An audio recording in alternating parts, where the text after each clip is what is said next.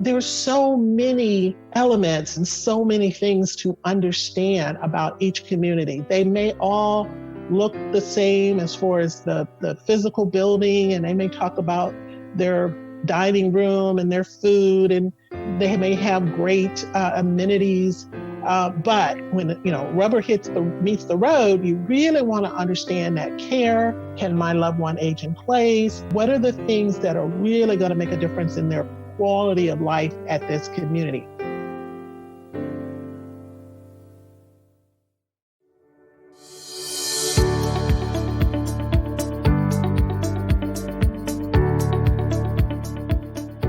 Welcome to Aging Choices Unfiltered. I'm Terry Sullivan, the co-founder of AgingChoices, and I'm joined by my fellow co-founder, Brenda Lamone. Hi, Terry. I'm really looking forward to hearing some tips for a successful senior living search. It's really an important topic for a lot of us. Agreed. As a mom and a business owner, I understand what it feels like to never have time to really take care of those errands for your family or cross things off your to-do list. And if you're helping a loved one or you are looking on your own, adding the task of looking for senior living and finding those options and differentiating those options can feel pretty overwhelming. Particularly if you've never been introduced to senior living and understand what those senior living providers offer. So step back, take a deep breath, and don't worry. On today's show, we're going to provide you with some valuable tips for a successful senior living search. Brenda, I've shared with our listeners my grandmother's story of moving into assisted living and it not being the right decision for her based on her needs. Independent living turned out to be exactly what she needed and what she visualized senior living could be for her. She was very happy. Can you share a quick story? I know you've shared a lot about your mom and dad, but do you know what some of the factors were that they were thinking about when they looked at independent living? Yeah, as I mentioned before, the year before they said, we will never move into any type of senior living. And of course, a year later, they called me and said they were moving into independent living. And I asked them, what was the real reason? And I really thought it was my mother who was pushing it. And it turned out it was really my dad driving it. The house was just getting too much for him. And being the engineer he was, and he kind of started really looking at, the expenses and what it cost and what it was costing him to maintain the house they lived in. And it really kind of turned out to be less expensive to move into senior living when you really add up all the different expenses. So he was the one that really drove it. I think my mother was ready before him, but then he finally kind of said, okay, yep, it's time, So that was really, I was really fortunate because then they were somewhere once he ended up in memory care, they were in the right place. But, that's something that I'm really looking forward to our guest speaker today to talk about, because a lot of people don't realize some of the criteria to get into independent living. So I'm really looking forward to our guest today. Excellent. And it's funny because your dad it was more of an analytical decision for him being an engineer and having that background where some people might be concerned about being alone or isolation or safety or security. But for him, it was literally, hey, let's build an Excel spreadsheet and pull this together. What he did, exactly what he did. Yeah. Too funny. We definitely understand how overwhelming it can feel when you're looking for senior living options, whether it's for yourself or for a loved one. And also that communities can maybe start to look the same. So without further ado, I want to welcome Victoria Archable. She's the owner of CarePatrol of Metro Atlanta, and she's going to share some tips for a successful senior living search. Victoria, thank you so much for joining us today. We really appreciate it. Terry, thank you for inviting me. I'm so excited to be with you and Brenda today, and excited to share some information with your audience. That's excellent. So Victoria, let's get started. Can you share a little bit about your background and the services that you offer at CarePatrol? Certainly. I have been a certified senior advisor with CarePatrol for about 6 years, actually a little over 6 years. And I will say, because I do have a number of years of work experience, both in corporate America and as a business owner, that the work that I've done over the past 6 years for CarePatrol and in helping the families that we serve has far and away been the most rewarding, personally rewarding work that I've ever done in my entire life. So I'm grateful that things turned out the way they did, and then I found CarePatrol and am able to do this work on a local level here in the Atlanta metro area, working with so many families, seniors, and their families to help them navigate this very complex world of senior living. Thanks for that background. At AgingChoices, I mean, we are big believers in the local market advisor model because you do know all the nuances of the communities. You do take time to help consumers figure out what's best for them because it's extremely disruptive. It was very disruptive for our family to move Grammy, and it was very challenging on her as well. So once you've narrowed it down and you're working with either a family or an older adult or their spouse, et cetera, when you do go and visit the communities, I believe that some senior advisors do visit the communities as well. Once you start the visitation process, can you guide our consumers through maybe some things that they should think about when they're visiting each community, things to look for, and kind of get more to the tips of, what should they be looking for? Because I've been on a few tours myself where here's our dining room, here's our media room, here's our library, which is great. But at the end of the day, that's a physical community or facility of the community. How do you get more to the deeper pieces, whether someone will be happy or not? Well, if they're working with a local advisor, if they're working with CarePatrol, oftentimes we're going to be asking those questions. If the family or if the senior doesn't think to ask, we're going to be asking questions like, what is the ratio of staff to resident or caregiver to resident? That's important to know. There are, I can only speak for Georgia, but in Georgia, there is a state mandated ratio for both assisted living communities as well as skilled nursing facilities. And most assisted living communities try to beat that ratio. So if the ratio is 1 to 15 required by the state, most communities will try to beat that. So some will be 1 to 10 or 1 to 12. Memory care, it may be 1 to 6 or 1 to 8. Oftentimes, people, if they're working on their own, that's not a question that they automatically think to ask. Sure. Unless they've gone through the process or they've spoken to someone who's gone through the process, it's typically not a thing that just comes to mind. But that's a very key element of understanding, is this community or this personal care home right for my loved one?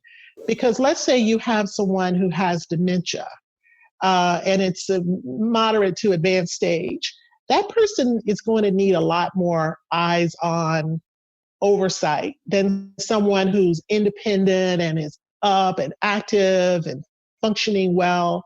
And so it's important to know, if you're looking for memory care, how many caregivers do you have on the floor during the day? How many do you have on the floor at night? Is my loved one going to be in their room for hours and not have someone check on them? How often should I expect them to be checked on? When it comes to meals, what's the food like? We often will recommend to our clients, if they've narrowed the choice down to 1 or 2 communities, go back and ask them to have you come as a guest for lunch or dinner. So you get to sample their food, because food is so important in communities and with seniors. I mean, it is like the number one thing besides care. And so making sure you've sampled the food and you can attest at least to one meal that, hey, that food was really good, and I think mom or dad would really enjoy the dining experience at this particular community. So understanding the caregiver to resident ratio, understanding the food and whether it's really good and whether they have the flexibility, because there is something called aging in place. So even though your loved one may be very high functioning when they move in, as they age or as their health declines, they may need more and more care in the years to come, and that care may be something as simple as feeding assistance. Will that community provide feeding assistance if my mom or my dad can no longer feed themselves? Will they do that? Will they be able to transfer them from bed into a wheelchair if they decline to that point? Will they be able to age in place even? Because a lot of communities are not licensed to allow someone to age in place, which means that if they become immobile, they become bedbound or wheelchair bound, they can't self-transfer.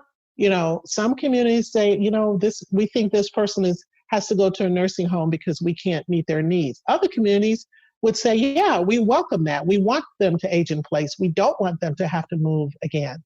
So there's so many elements and so many things to understand about each community. They may all look the same as far as the physical building, and they may talk about their dining room and their food, and they may have great amenities, but when rubber meets the road, you really want to understand that care. Can my loved one age in place? What are the things that are really going to make a difference in their quality of life at this community? What about the turnover? How much staff turnover is it? Do you have long-term caregivers that have been here a while, or do you have a lot of turnover? That makes a big difference in terms of the quality of life of your loved one. So there are just so many questions that we recommend, and we ask ourselves when we're there on tour with the family, if the family doesn't think to ask those questions.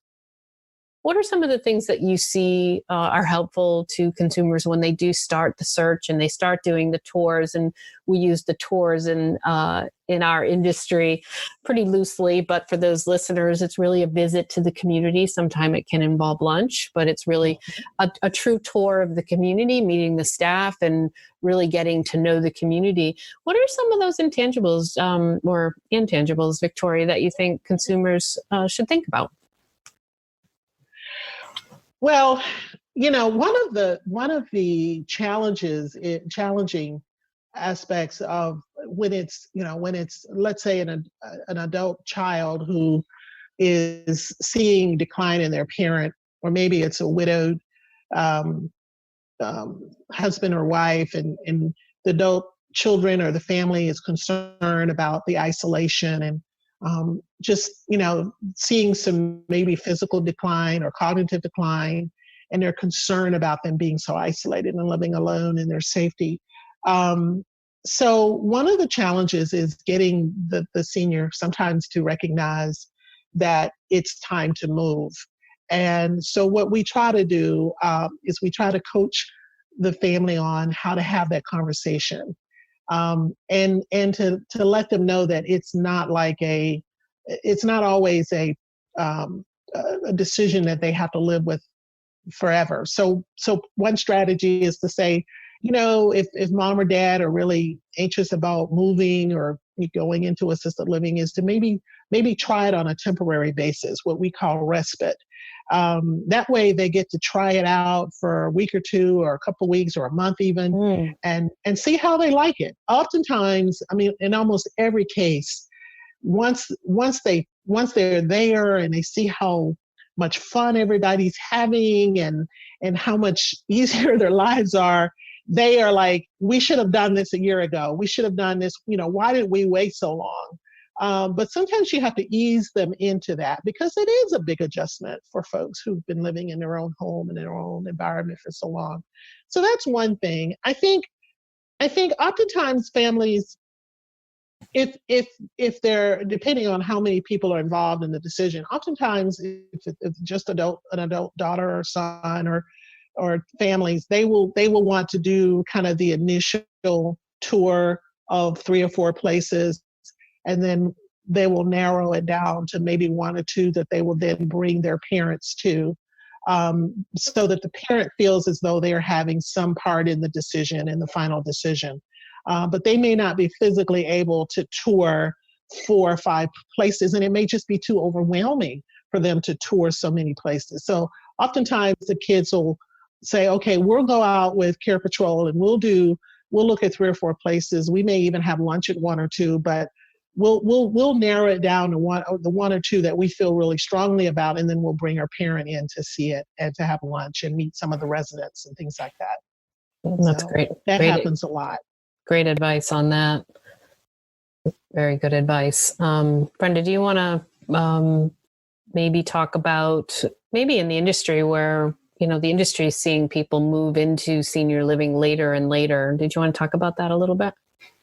I did want to mention, Victoria brought up a great point about respite care. With my mother-in-law, that's exactly what my sister-in-law did. At first, we would have my mother-in-law, Liz, she would spend the weekend at a place that she ended up spending the last 5 years of her life there. But at first, we would put her there for the weekend, and it was terrific. And it really got her used to it, and more importantly, the family used to it. And we really got to know the staff there, and then we were really comfortable. But when we finally moved her in there, so I think that's great advice that Victoria brought up. That's great. So what we've learned, Victoria, in the industry is that people tend to wait sometimes too long to start looking at senior living, including independent living, and that there are, once you reach a certain point cognitively and potentially even physically, that you may pass by that time where you are qualified to move into independent living, although some independent living communities and many do offer the ability or have a partner or for you to have some home care and support at home.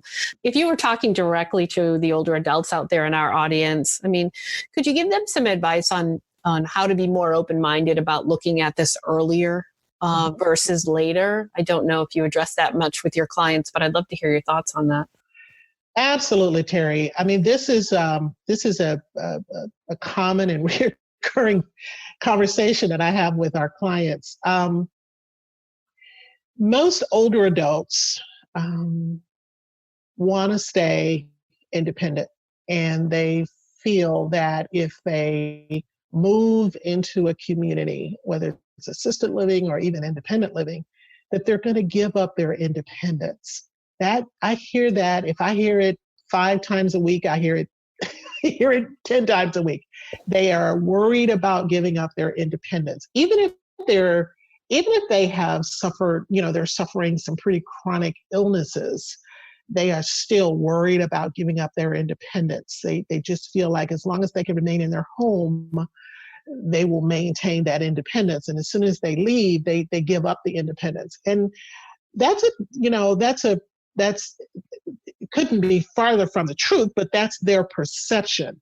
Mm-hmm. And I think the longer, just to your point, the longer people wait, particularly if they have chronic illnesses, the longer people wait, the fewer choices they may have when they finally get to the point where they say, okay, I can't do this anymore. I have to move somewhere.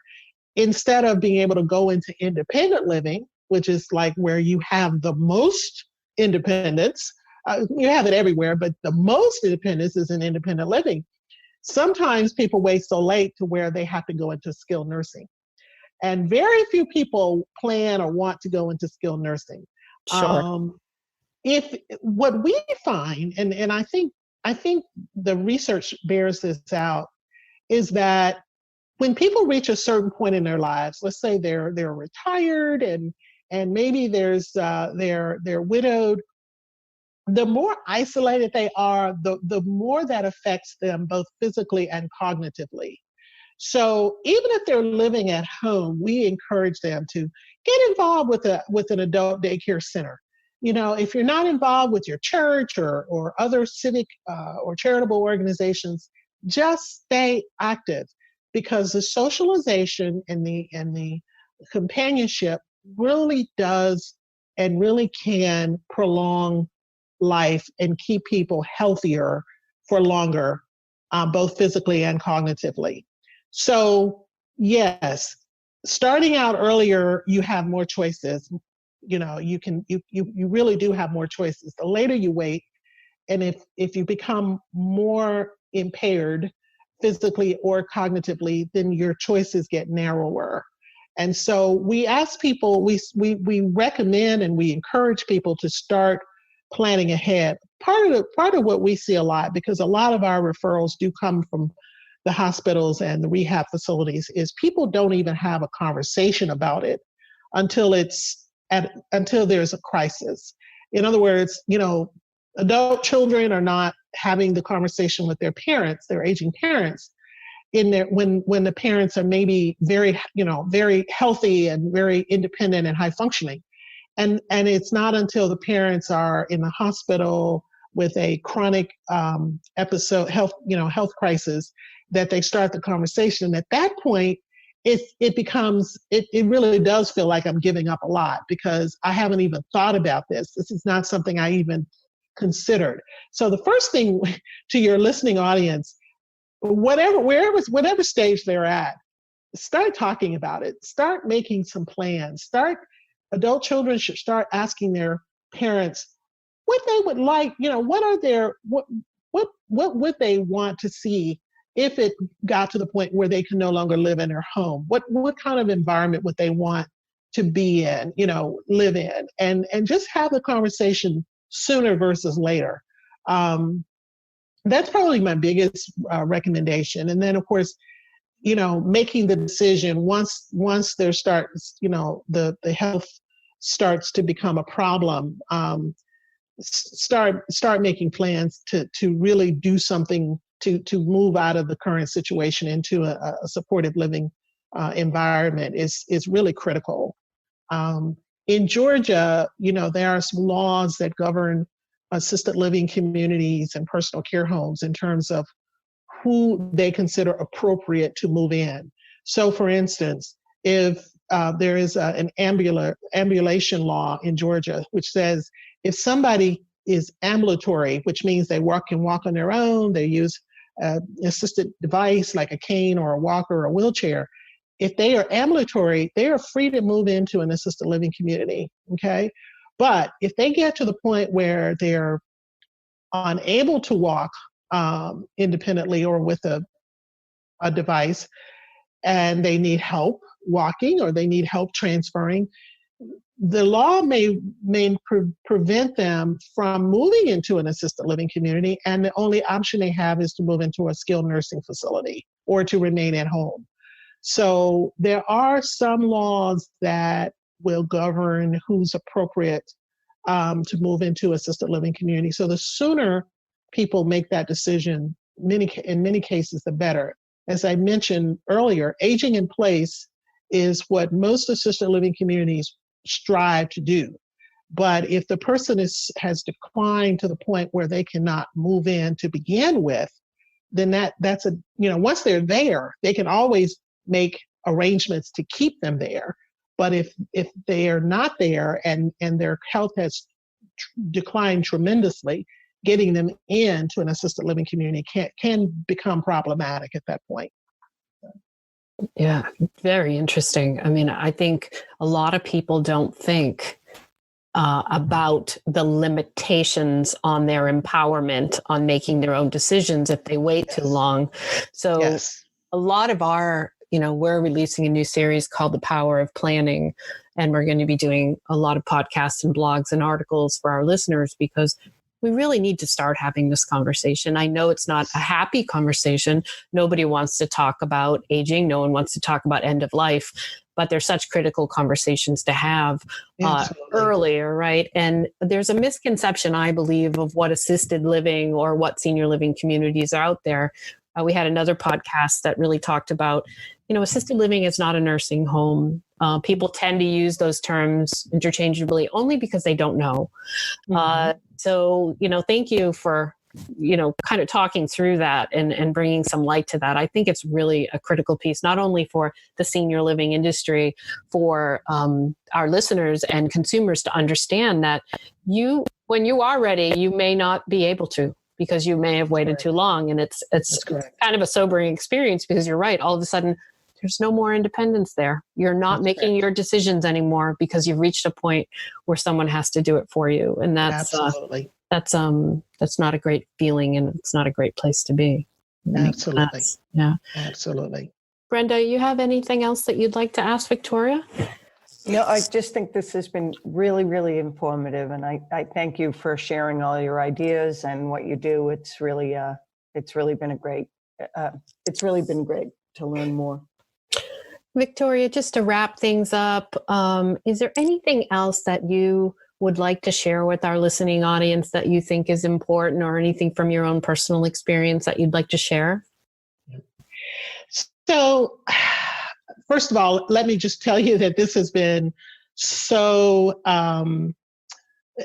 it's such an honor to have an opportunity to talk about what I love, which is senior living and supporting our seniors. I think the one thing I'd like to leave your audience with is, we talk about this concept of it takes a village, so when we're young, 20s, and we're in our 20s and we're starting our families and we're starting to have children, and, we realize that, it's easier if we have people around us to help with that, support us in that, whether it's professionals, pediatrician, whether it's, when they start going to school, their teachers, whether it's neighbors, being able to do, play dates and sleepovers, or just get together for barbecues. I mean, it's all that season of our life is made much richer when we have a village of people around us to help support us. Well, it's the same thing as we grow older. If it may even be more important as we age. Families should really think about, and I'm not here to promote other professionals, but I do think it's important to have a good, reliable team of experts, elder care attorneys, financial planners, insurance agents, of course, your medical professionals, geriatric doctors. That practice is becoming so much more important now than before, because there is a difference in treating the elderly versus treating the younger population. Having a senior advisor to help, having senior real estate specialists around you. Just there's so much information out there that people should not feel isolated and alone and confused and depressed.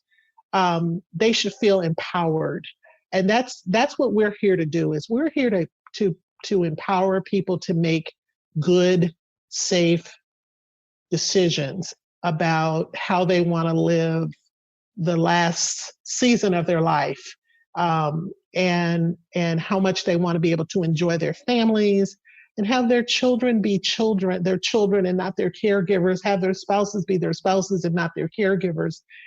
There are people out there that can help make that happen and make that quality of life, give you that quality of life piece that you might not have if you're trying to struggle to do this all on your own. So I just encourage your audience to build that team, build that village around you to help support you, as if you're an adult child and you're struggling a little bit with aging parents and wanting to make some good choices and make some good decisions and help them make good decisions for themselves. Just know that there are lots of resources out here that are willing and ready to support and to help with that. Well, I don't know if I could have said that any better.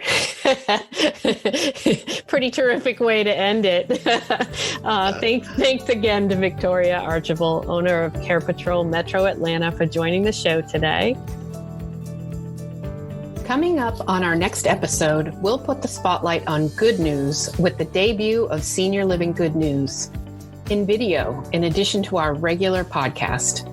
We'll share some positive stories from senior living communities around the country. You won't want to miss this show. Follow us on Facebook and Instagram at AgingChoices and Twitter at MyAgingChoices for helpful tips about senior care options. Thanks for listening.